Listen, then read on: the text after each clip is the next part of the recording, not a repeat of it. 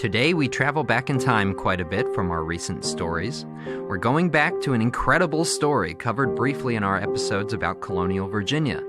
Thanks go out, by the way, to Reason Magazine's Jesse Walker for letting me know about the most amazing new book on early Virginia, The Wreck of the Sea Venture in Bermuda, and the man who perhaps should be better known as the real, true founding father of America, a humble minister's clerk named Stephen Hopkins. Professor Joseph Kelly joins me now to talk about his book, Marooned, Jamestown, Shipwreck, and a New History of America's Origin. Welcome to Liberty Chronicles, a project of libertarianism.org. I'm Anthony Comegna. So I'd like to approach this interview sort of as the story of Stephen Hopkins, the guy that I now at least like to think of as America's real, true founding father. Tell us about Stephen Hopkins. Well, Stephen Hopkins is, as you mentioned, kind of an unlikely hero. He's not a university-educated person, certainly did not go to the Inns of Courts and that kind of thing. We don't know a ton about him, just as we don't know a ton about anyone who is really a commoner in England at the time. There's the records that we have, of course, are the kind of things that remain are going to be birth records, death certificates, inheritance things. Anytime he comes into contact with court, we get a little bit of information about him. And then there's the narratives, so there's just a little bit in the, about 600 words really directly about Stephen Hopkins in The True Reportery by William Strachey. But within that 600 words is just, there's a powerhouse of information about him there. So we don't know a whole lot about his personal life. He grew up, near Winchester. His dad was a yeoman farmer. He probably got a little bit of education. He might have been the reader of the Psalter in the Church of England, local parish. So he might have been kind of very low level church official, which may be one of the reasons that contributed to him to going to Jamestown in the first place. He might have been, aiding Reverend Hunt, who was the official minister that went along with the third supply in 1609. But even that's kind of speculation. There's one biography that was written about him by a guy named Caleb Johnson, who has pretty much made Stephen Hopkins his life study. And that book is a wealth, he weaves together a pretty good story out of these little bits of information that we have about Stephen. But a lot of that book is, sort of filling in, this is what life was like in this village in the late 16th century and that kind of thing. So ultimately, there's just not a whole lot of information. I made the comparison. We know about it as much about him as we know about Shakespeare, which is to say not a whole lot. So it's been pieced together, but remarkably, he's been neglected. I mean, what we should have is a lot of people studying the little bit of information we have about Stephen Hopkins, and hopefully this book will help kind of trigger people to do that, because they haven't done it in the past, and I certainly think he's one of the most important neglected figures in American history. Now, can you tell us, how would somebody like Hopkins have gotten caught up with something like the Virginia Company, and how did this guy find himself in Bermuda? Well, the Virginia Company, after the first 2 years of Jamestown were something of a disaster, and the Virginia Company knew this, and they, they're getting regular reports from Captain Newport, who has been back and forth several times. When he's in Jamestown, he's pretty much in charge, but when he leaves Jamestown, there's always a power struggle. The last time he came back to England, he carried with him a letter from John Smith, which just excoriated company policy and company officers over there in Virginia. So they knew things were going poorly, and what they did in the fall and the early spring, fall of 1608 and early spring of 1609, was completely reconceived how they were going to do things. They were going to ramp things up considerably. I mean, they really hoped to send 800 to 1,000 settlers in the third resupply of Jamestown. It didn't end up being that much, but it was still a pretty significant increase. About 500 settlers probably were in among a fleet of 7 to 9 ships, depending on how big a ship needs to be to be counted as a ship. 9 vessels went. But for that effort, there was a gigantic propaganda effort beginning in spring of 1609 to recruit people and also to recruit dollars. I mean, they sent out circulars all across England, all throughout London. All the various tradesmen's guilds had meetings about how much money that they were going to pool together to buy shares in the company. So it was just an amazing media blitz. The equivalent today would be the savviest kind of social media / TV advertisement. Of course, that kind of nothing equivalent to that kind of media existed, but it was still just a tremendous effort through pamphlets, through sermons in churches, through these guilds, as I said, to get the word out. So you would have to have been pretty, kind of, checked out of things, especially if you're living in the south of England, which is kind of, where the maritime activity was taking place, to not be aware of what was going on. Now, with that said, I think it still took quite a bit of courage for those 500 people to get on the ships and go. I mean, it was still basically going into terra incognita, but the media blitz, the propaganda, certainly would have reached somebody like Stephen Hopkins and given the hard sell, if you will, for what was going on in Virginia. Can we talk for a minute about the different types of consent that you mention throughout the book? There are all these different people signing up from different social strata, essentially agree to different types of colonization, and it doesn't always work out. Yeah, and this is, one of those things that the information about this has been out there forever, and it has been strangely neglected by historians. So in the third supply, to take a look at that one in particular, so the Virginia Company rewrote the charters. There were the original charters, which actually are several different documents, some by the king, some by the Virginia Company itself, and then other ordinances that are established by the local colonial council in Jamestown. But they recognized that this method of government wasn't really working. It was a council with a president, so they were going to establish a new form of government where you had a governor that basically had dictatorial powers. So they put together this charter, but they were still writing it and did not even have the king's approval for it as they were recruiting people. So it's kind of an odd situation in which people are signing on to go on this this adventure without even having the document that was going to be the Constitution governing them in place yet.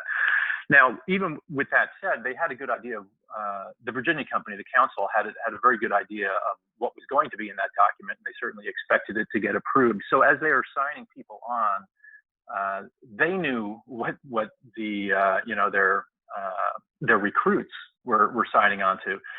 The recruits themselves didn't have a great idea, but here's the particular thing that is really remarkable about the Virginia Company.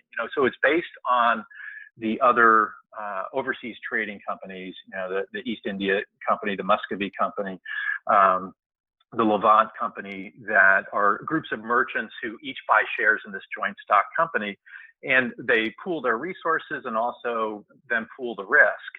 What's different about this particular, about the Virginia Company, is that people can buy shares with their bodies. So you did not need to have money to buy a share in the company.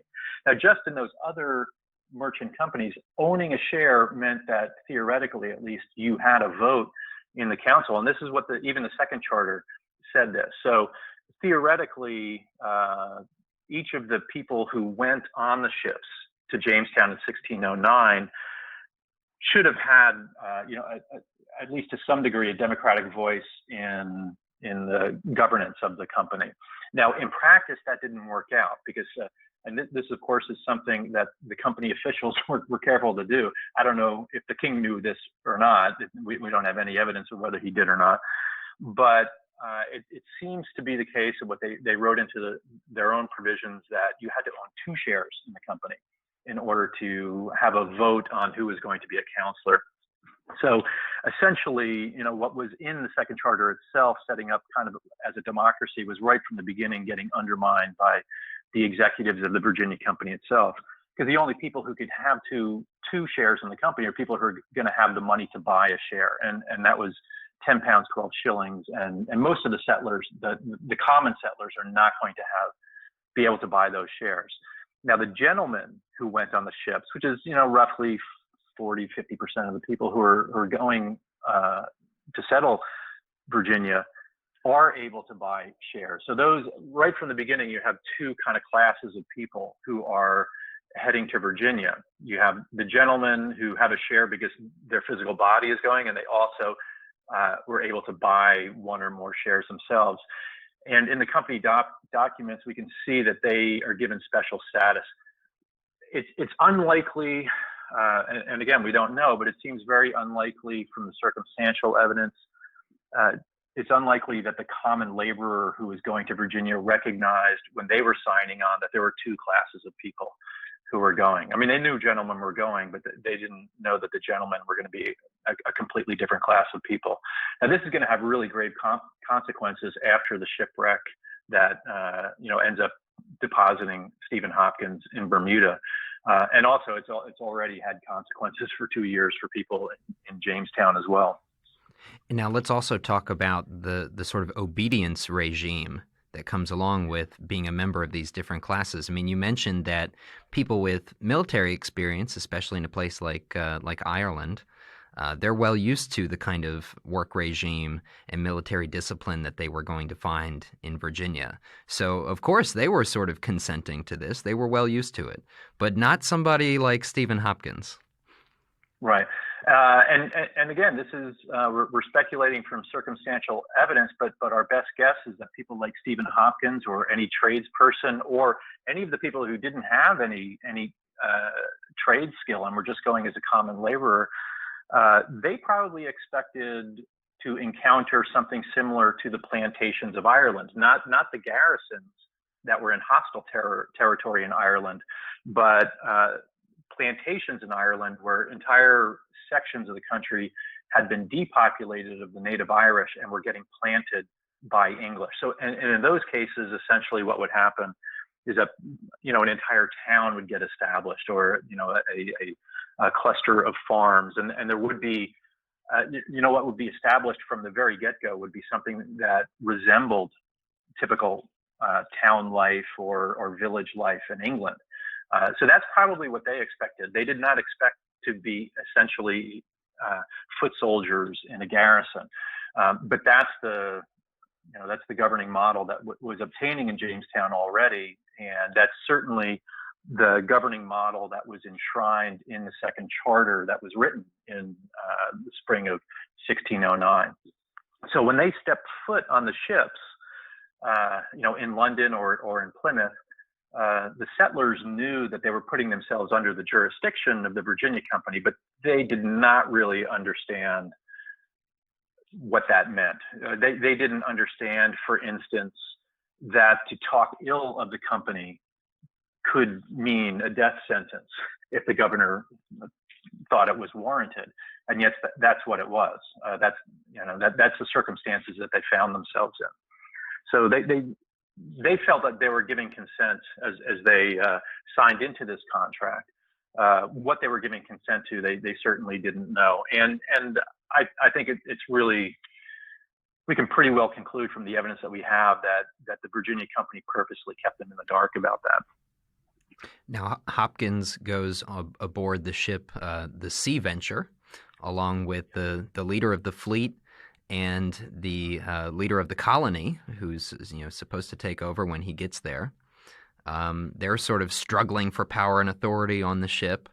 At the same time, they're making the trek across the Atlantic. Then what happens? Okay, so the Sea Venture is the flagship in this fleet. They leave England with crowds cheering, banners flying. This is the biggest overseas plantation that England has ever mounted, and this is England, the English recognize this as their attempt to get into the empire game that Spain and Portugal and even France have already been playing. So this is, it's a big deal, and this is the flagship, and the flagship is containing not only the second charter and all copies. Ironic, I mean, this is just hard to believe, but every single copy of the second charter is on the flagship, as well as the new governor, Thomas Gates, as well as the admiral of the fleet, Admiral Summers. Now, the fleet sails into a hurricane. I mean, you couldn't make these things up, right? This is truth stranger than fiction. All of the ships survived the hurricane except for the Sea Venture. And the other ships eventually limp into Jamestown and tell John Smith, who's running the show in Jamestown, that he's basically been deposed, but they don't have the documents and they don't have the governor to prove it. So what immediately happens in Jamestown is a struggle for power. Now, what happens to the Sea Venture, everybody in Jamestown thinks the Sea Venture is lost at sea. They think it's sunk. And it basically would have been. It was filling up with water slowly. They're struggling for 3 days and 3 nights in this really difficult struggle against the storm. And at the last minute, when they decide to close up the hatches and consign themselves to the deep, they're all going to drown, and they're just kind of giving up. They sight land, which seems miraculous. In the middle of the Atlantic Ocean, they sight land, and they're managed to ram the ship on a reef about a half mile to a mile offshore. And this is the Bermuda Islands, which at the time were reputed to be Devil's Islands, completely uninhabited and incredibly dangerous to mariners because of the submerged reefs that are surrounding it. So it's a place that is generally avoided by sailors. But everybody gets ashore. There's 153 people on board, and all of them make it ashore as the waves are pounding the Sea Venture stuck on this reef. Immediately, there's 2 Native Americans among them, Machamps and Montauk, who are emissaries of Wahoo Sonnecock, known as, we know him as Powhatan really in popular American culture. They were emissaries to King James's court coming back, and when they get ashore, they immediately run off into the wilderness and are not seen again until 9-10 months later. At least we don't have a record of them. Everybody else watches them disappear, and they struggle ashore, get up to the high ground, make some huts, and immediately are confronted then with what do you do next? Which any shipwreck, anyone who suffers a shipwreck has to go through, right? You go through the immense struggle of the shipwreck and getting ashore, and then you're standing on the sand, blinking at the sun, looking back around at everybody. You look at who else has survived. You look at the debris that has survived, the material debris that's coming up on shore. And the next order of business is, how do you survive? What happened in Bermuda is really remarkable. I mean, it's more compelling than any of the survivor TV shows or, the fictional tales of shipwreck you can imagine. Almost immediately, the rebellions start taking place. There's power struggles in Bermuda just as there are in Jamestown. The first fissure happens between the governor and the admiral. And it doesn't take long. Pretty much once they realize that they're not going to get rescued, the sailors and the admiral completely leave the camp, go to their own island, and set up their own camp. So we have rival camps, within a couple months. The settlers who remained in the governor's camp watched the sailors disappear just as they watched the 2 Native Americans disappear into the wilderness. And almost immediately, the disgruntlement among those settlers sets in as well. So the governor, Governor Gates, he is intent, fiercely intent on getting to Jamestown, because this is his big chance. This is his chance to make it big, to make a lot of money, to make a big splash. He's got to get to Jamestown to be governor, and he's really got a small window to be governor, because he knows the 4th resupply is going to bring another governor. So if he's going to get anything done, for his personal ambitions, he's going to have to get to Virginia as quickly as possible. So he immediately sets about building a ship. They have a shipwright who came with them, and from the salvage of the Sea Venture and from the cedars of Bermuda trees that they saw down and start hewing into lumber. He sets about building a ship that's going to bring them to Virginia. But he knows the ship is not going to be big enough, so he gathers everybody together and says, okay, some of you are going to be able to come with me, some of you are not going to be able to come with me, but everybody, let's work on this ship together. Essentially what he does is he enters into a new contract with the settlers. The settlers themselves have been hearing stories now. They signed on with all that propaganda back in England, right? They thought Virginia is going to be a wonderful place to get to. But as they're sailing, before they got into the hurricane even, the sailors who have been to Jamestown are telling them what's really going on in Jamestown. And what's really going on is in the first summer, half the people died, So Jamestown is a dystopia. It's not a utopia. And the settlers become disillusioned with their contract. So they begin to rethink the whole situation that they signed on to. They begin to realize what, in fact, the Virginia Company thinks their contract says, and it doesn't line up with what they think the contract said. So this is where people like Stephen Hopkins come to the fore. And what's remarkable about Hopkins is we actually have his words, because all the narratives are told to us through the executives of the Virginia Company. John Smith is an executive of the Virginia Company. The tale that we have of the shipwreck and what happens in Bermuda for 10 months as these people are cast away there, that comes to us through the words of William Strachey, who becomes a secretary of the governor. So he's an executive of the company as well. All of our narratives come from the official company line. But so people like Stephen Hopkins are going to be the villains within these tales. But William Strachey, telling the tale of Stephen Hopkins, actually records some of his arguments. And so that's what makes Stephen Hopkins so exciting to us today, I think, is that we have actually his own words, the kind of argument that he was making. So in Bermuda, as people are beginning to realize that what they're in for in Virginia is basically a slave labor camp, and most of them are probably going to die under the incompetent, backbiting leadership of the Virginia Company. What Stephen Hopkins begins to come to a realization of, or the argument he begins to make, is that the Virginia Company contracted to bring them to Virginia, and they didn't fulfill their part of the bargain. And the language he says, the very fact of the shipwreck has ended their contract with the Virginia Company. It's as if, the salt water that they encounter in the shipwreck dissolved the contract itself.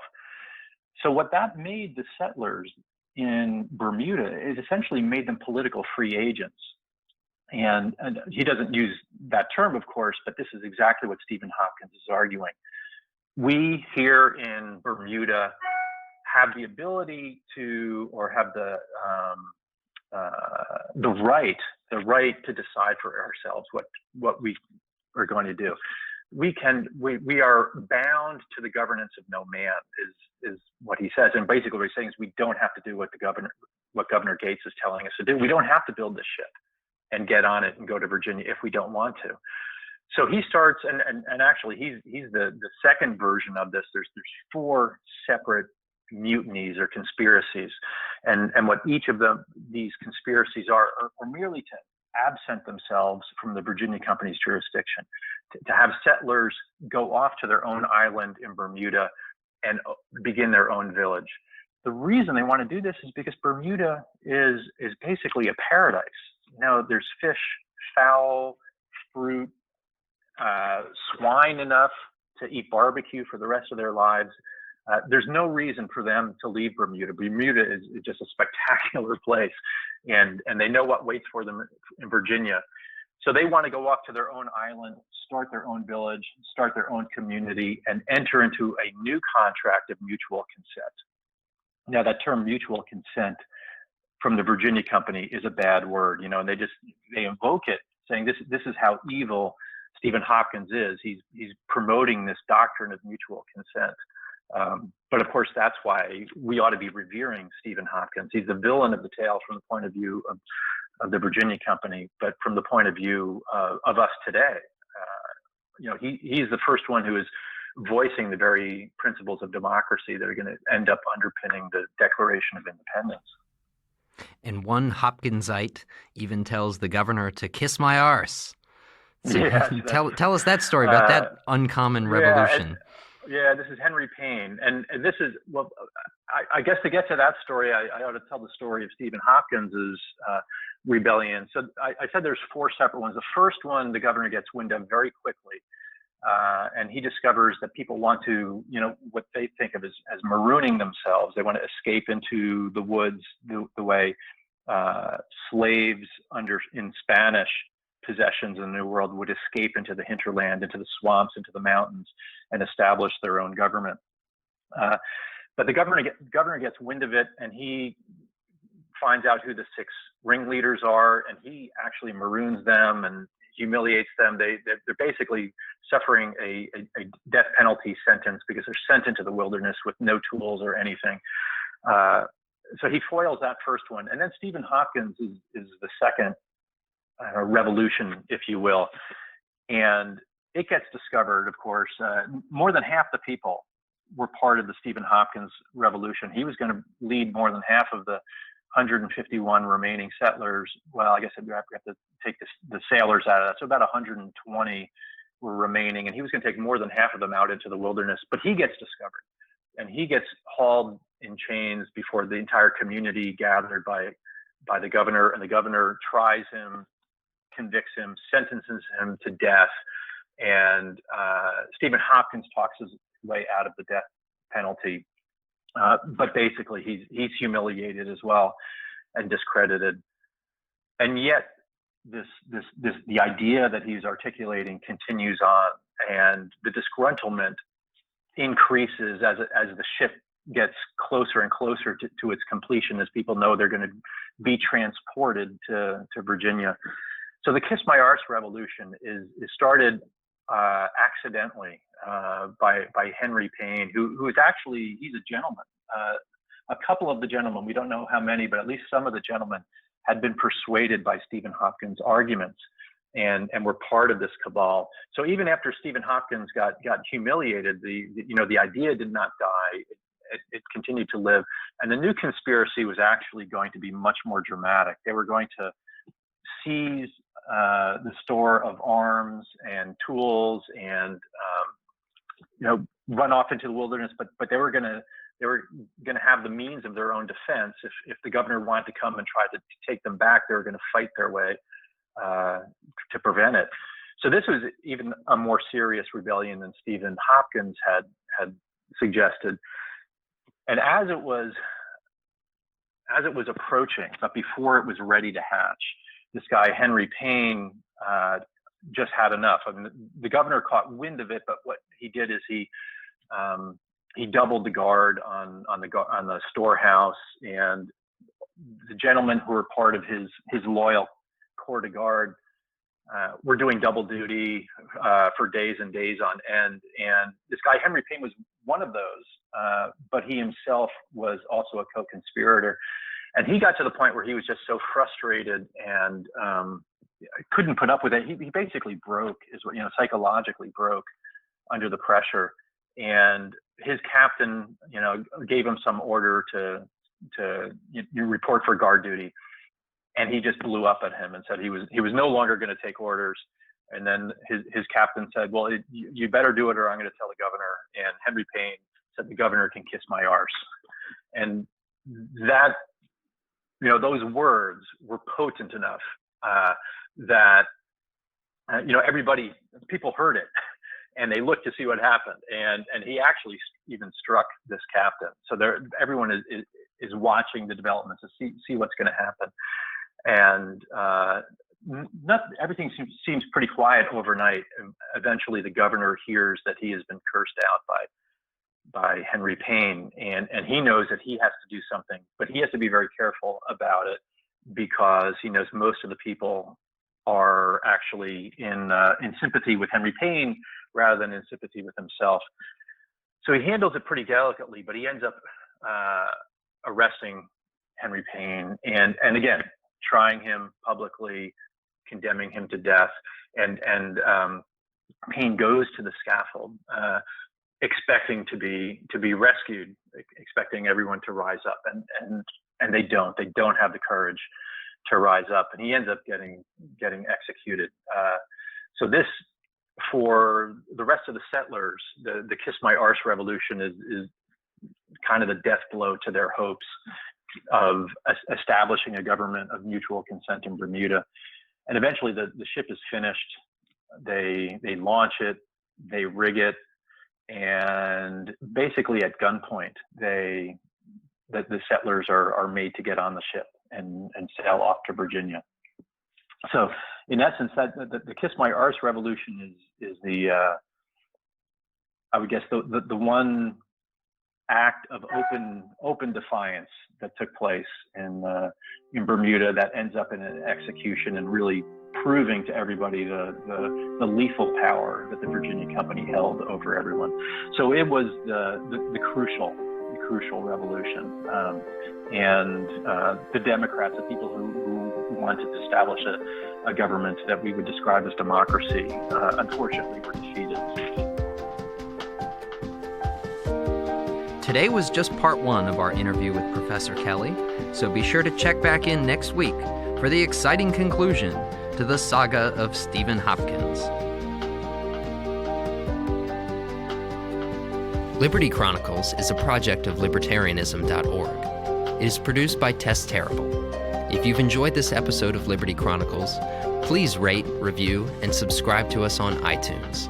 For more information on Liberty Chronicles, visit libertarianism.org.